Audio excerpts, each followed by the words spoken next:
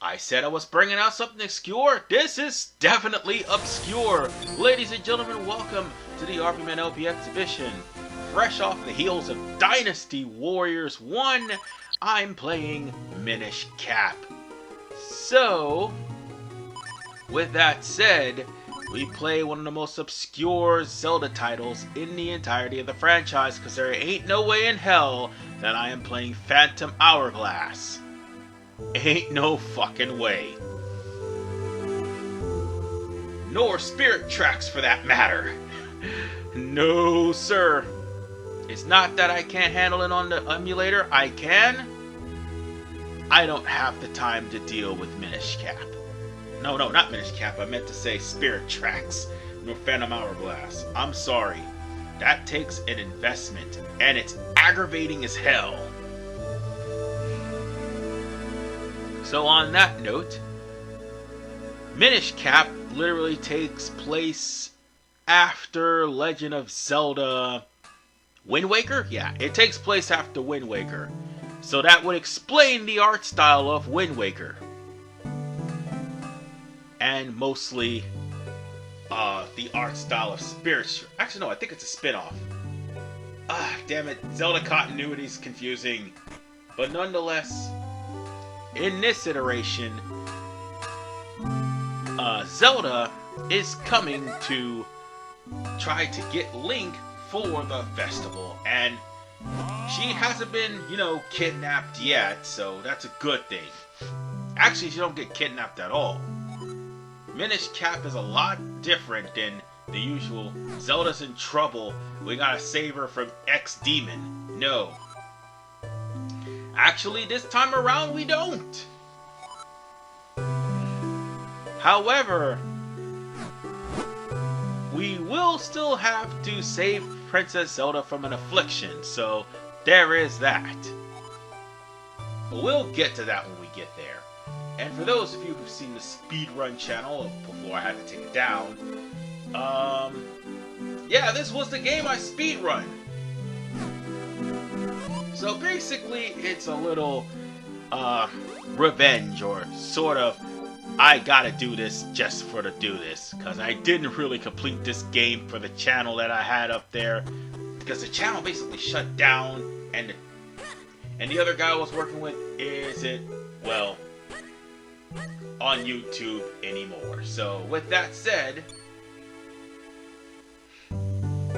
I'm gonna have to do a lot, and I repeat, a lot of restructuring.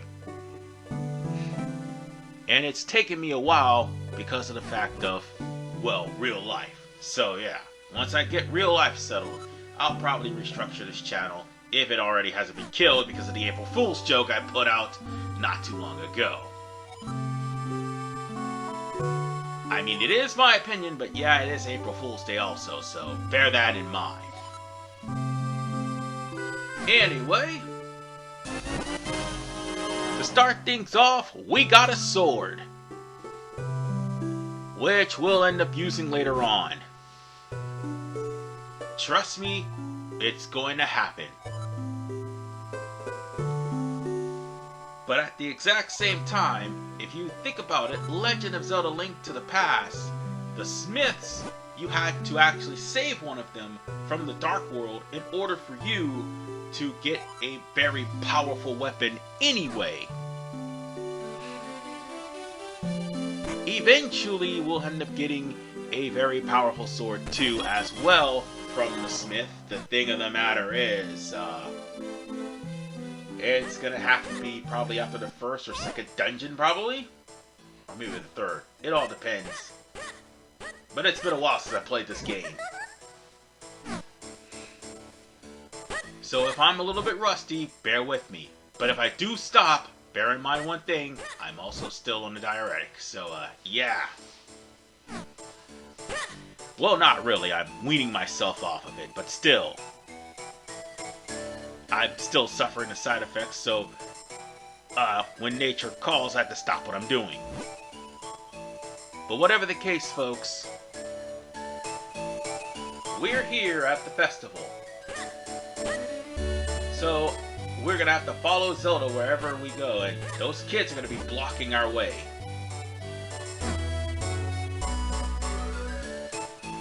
And you're gonna have to follow Zelda everywhere in order for it to actually continue on with the story. The problem of the matter is with the story, it gets a little bit slow, and that's because of the fact of Link's speed. You know the rolling that I've been doing? That's the only way for it to become faster in this game, because Link's walking speed is atrocious.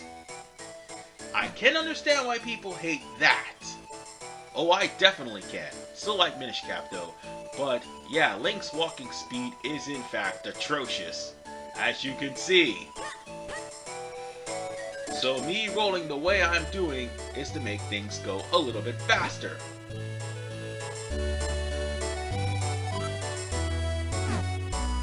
And now we're gonna have to stop Zelda, well, not stop Zelda, but rather follow Zelda in order for her to continue on, because she's just gonna be running around and around and around. Oh, and this is where you're gonna get your shield.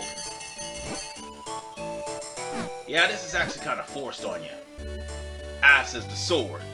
Well, be later on. You know, I want that too.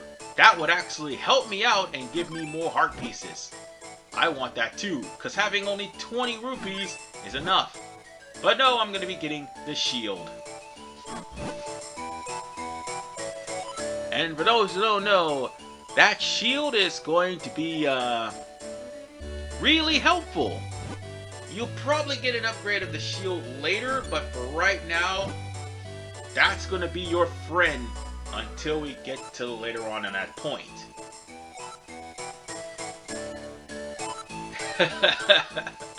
The shopkeeper's like, hey, you don't want anything pretty and fancy? Nope, I'm gonna take the shield. God damn it, Zelda. Well, this Zelda is probably Tetra, so therefore she's most likely a tomboy.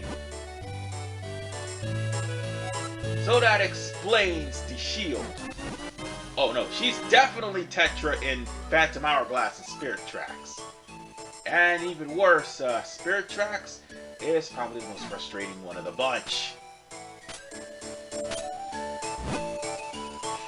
So now that we went there and went to the festival, now we're going to have to go and follow her to the award ceremony.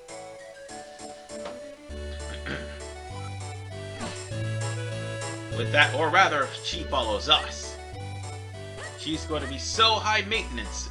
Well, not really. Not unlike Zelda from Legend of Zelda Ocarina of Time when we're trying to escape the goddamn palace. And she's just standing there in shock and fear every time I run into something. But whatever the case, we ran into a business scrub who just shot Zelda in the face. So the only way for us to get past those business scrubs is to use the shield. Oh, and you're gonna see a lot of them. Don't think that this is the last one. And this time it doesn't hurt. Next time, oh, best believe next time it is. Because you see, here's the thing about business scrubs. This is only a tutorial. They may sell you stuff, but at the exact same time, they will kill you if you aren't paying attention to them, and more importantly, deflecting their nuts back at them. And why do scrubs shoot at you when they talk? It's ridiculous. Well, whatever the case, folks, we're going straight into the palace. But first, I'll be right back. I gotta get myself something to eat. Okay, I just ate. And now I'm feeling a little bit better. Now it's time for us to go into Hyrule Castle. So that way, we can continue the award ceremony. But I had to give the Smith Sword to Poltho, I think. That's the guy's name that I just talked to. So, with that said, this is Poltho's first appearance. He is normally the advisor for the king. However, Poltho actually plays an important role in Spirit Tracks and also in Phantom Hourglass, because of the fact that Potho normally is the guy that's constantly panicking and telling Link where he needs to go in order to save Princess Zelda. So yeah, well, especially more so in Phantom Hourglass, because you know the plot of that story. Once again, we've seen King Hyrule, which is MIA in not only Spirit Tracks, but also in Phantom Hourglass. But whatever the case, this is the second appearance, however, for this guy, Vaati. Vaati was the main villain of Four Swords, and also the driving force behind Four Swords Adventures. However, that plot got hijacked by Ganon, and the blade in question is going to be technically our Master Sword, which is the Pokori Blade.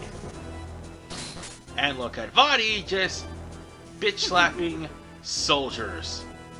There is no way these soldiers stand a chance. This guy is basically a recolor of Aghanim. He's not gonna pretty much let these guys stand in his way so easily. Dude didn't even have the sound effects and everything. But that's the Pokori Blade. And as an end result, by opening the box, Potho and King Hyrule just got smacked to oblivion. Well, Princess Zelda is face to face with Vaati. Now it's a good time for us to prepare ourselves, because yeah, Princess Zelda is about to have something bad happen to her. But not only that, since this is based off of Ocarina of Time's timeline, Link is about to take another fireball to the goddamn face. Every single time since that game started. Ocarina of Time, Ganon shot him in the face. Majora's Mask, Skull Kid shot him in the face. Let's see, he got shot in the face in Wind Waker. I'm pretty sure he got shot in the face in he got shot in the face in this game, obviously. Pretty sure he also got shot in the face in Spirit Tracks. Definitely got shot in the face in trying to think of that damn Legend of Zelda game where he turns to a wolf. Damn it. Twilight Princess, yes. He got shot in the face in Twilight Princess. He also got shot in the face in Skyward Sword. And I do believe he also got shot in the face in Breath of the Wild. Link's face took more fireballs to the face courtesy of Ocarina of Time. It's now became a trope. But now that I woke up from being shot in the face, it's time for us to talk to King Hyrule, who has a plan to try to save Zelda from being eternally turned to stone for the rest of her life. And the only way to save her is by fixing the Pokori Blade. The problem is the Pokori, nobody knows anything about them, except for what is told and passed down by legends of the Hyrulean family. And even more so,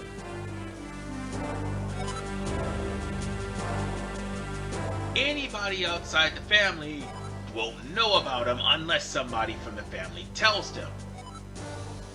And that means we're going to go deep into Minish Woods in order for it to actually get the blade repaired. Although Potho will pretty much want to get all the soldiers to find the place, obviously it's not going to be able to be found because they only show up for children. Oddly enough, Toon Link looks like a child. So now we're going to have to go all the way to Minish Woods to save Zelda. And oddly enough, Minish Woods is also going to be the location of our first temple. And let me just spoil you all, there's 6 of them. 6 of them in this game. This game this game is nowhere near as long as a normal Zelda, but it is pretty much shorter. There's only 6 temples. That's how much this cartridge could hold. And the last one, obviously, being Vaati. So, with that said, we're gonna have to go to Deepwood Shrine. And we will pretty much be able to have to get with the Pakori to hopefully make the blade.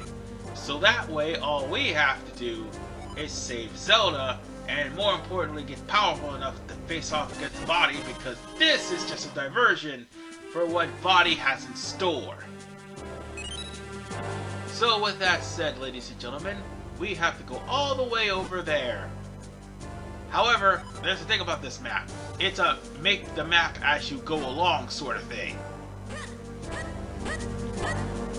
So, the map itself is not going to be complete like in Link to the Past or Ocarina of Time. Good news is, unlike Majora's Mask, you don't have to buy the freaking map from Tingle in order for it to be complete. Bad news is you have to explore the area, so if you don't know what you're doing, you could get lost. So, yeah. We will have to go to, I think, the very, very south. Oh, I tried to hit him with a shield.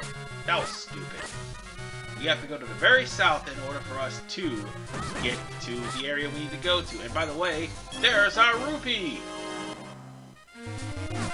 If it's the first time you get rupees from out of the treasure chest, well, that's not from a treasure chest. That's what I was trying to say. You'll have the infamous pose, and it'll show you about 1 rupee. I mean, that's kind of, not worth it. I mean, I understand if it'd be like a blue rupee, red rupee, or I do believe a purple rupee. Yes, they're in this game, but I think they are. But like a 1 rupee? Nah, that's not something for the actually go for. Okay, that may be. Cause yeah, hearts? Yes, you're gonna need those. This game, how should I put this? It has the invincibility frames of seasons and oracles. In other words, you're gonna probably die really quick. So, yeah. I just want to point that out to the folks at home. And here I am trying to wonder where the hell I'm going. And oh no, you fool!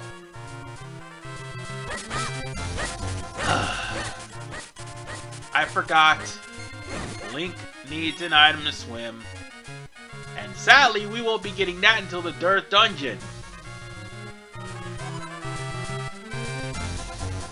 So, with that said, now it's time for us to try to go up north.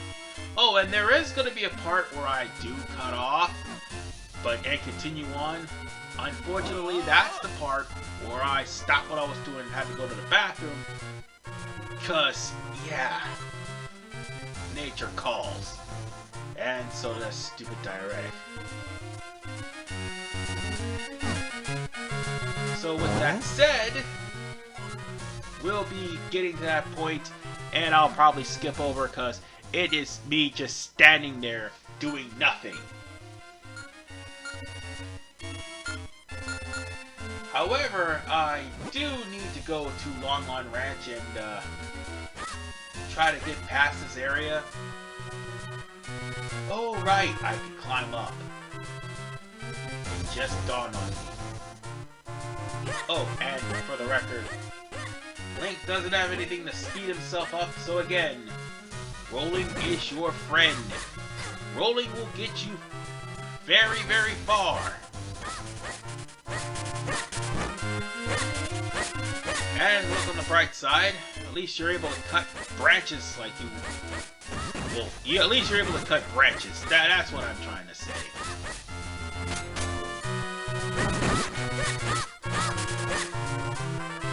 I think we need to go to the left. Oh, wait, no, we don't need to go to the left. We just need to go around.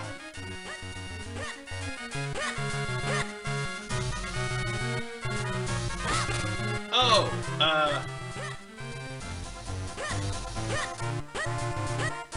I fucked up. There it is, right there. That's where we need to go. That area basically is where we needed to go. And I stopped for a second because I had to go to the bathroom. That's why I was spinning around like that. And by the way, I did cut off in the part where I was just standing there doing nothing.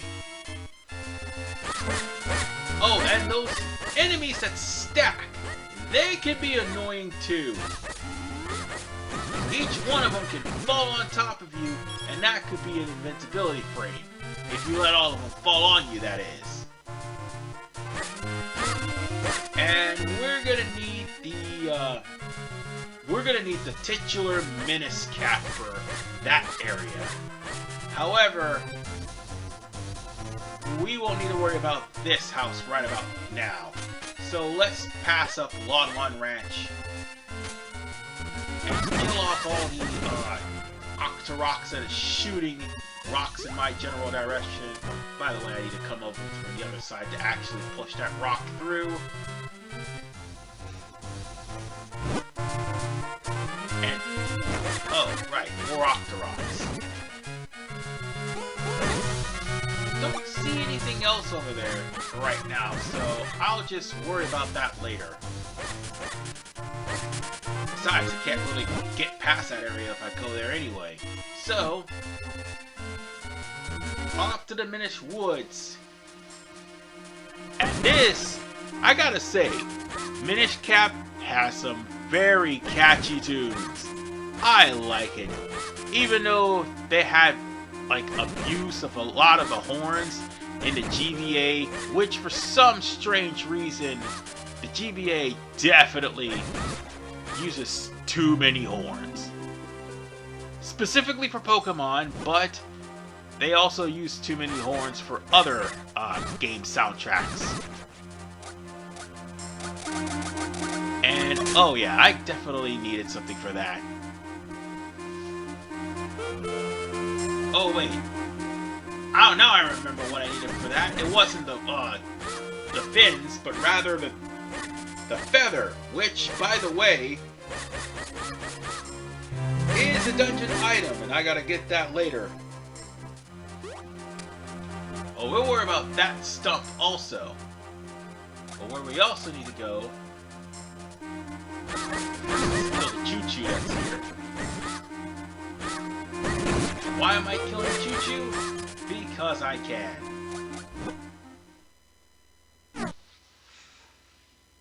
Oh, I have to be at this point because that's where our Minish Cap is. Yeah, we don't need to fall in there just yet. So we've got ourselves a piece of heart. Fantastic. Now then, we're going to need to go back to the area that I was just in, because I had to go there in order to activate that cutscene. So where we need to go is to our right. Or actually right over here. So let's stop these guys from harassing this cat. Him and kill him.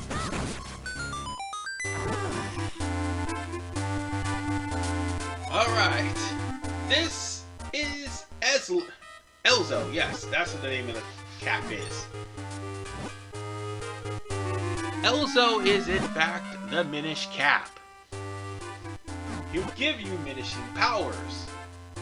which you're going to need to go through all of the dungeons, by the way, because you can't just outright enter some of them.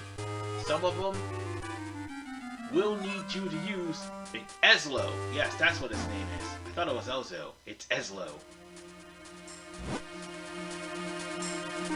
And yeah, he can talk way too much. But the thing is, you have no choice but to walk certain steps, and when you do, Ezlo is going to follow you. However, he's going to eventually jump on your head. So, now he's going to be talking, and on top of the fact, he's going to be on top of your head. So yeah, you thought Navi the Fairy is bad, Elzo the Cap is bad too. Well, in a way he isn't. He will give you advice, but he can be annoying. However, he is mandatory for you to get through certain stages. Specifically, the Deepwood Shrine, which is our first stage we're going to have to go to. But first things first, we need to hop on the log and turn into, well, a very small person and shrink. Basically, a Minish.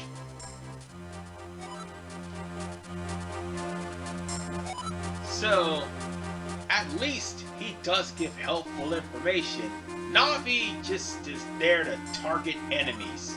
And even then, sometimes she can't. Well, she can, you just gotta get really close enough.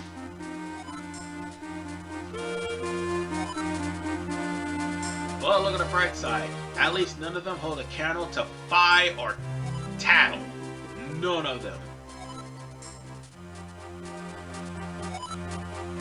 Oh well. This literally looks like that cap is just dancing on your head and trying to shove you into a log. I love this game. This is hilarious. But this is how you are going to shrink and grow big every time. But I will have to warn you, I wasn't kidding when I said that Minish Cap has by far some of the worst invincibility frames in the Zelda history, because this is where the invincibility frames go out the door. As long as you are small,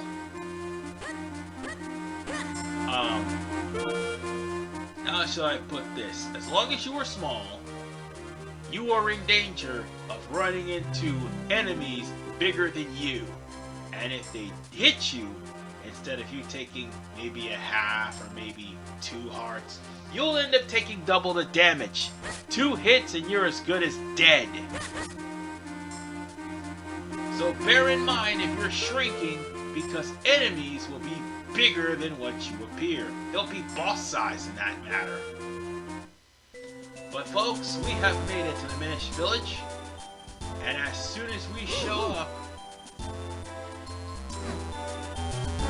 Minishes will show up everywhere. Obviously, the reason why they call them Pickery, because that's all they technically say in language. You need somebody to translate, and that means we're going to have to go straight into the village, so that way we will learn someone who we'll learn Minish, basically.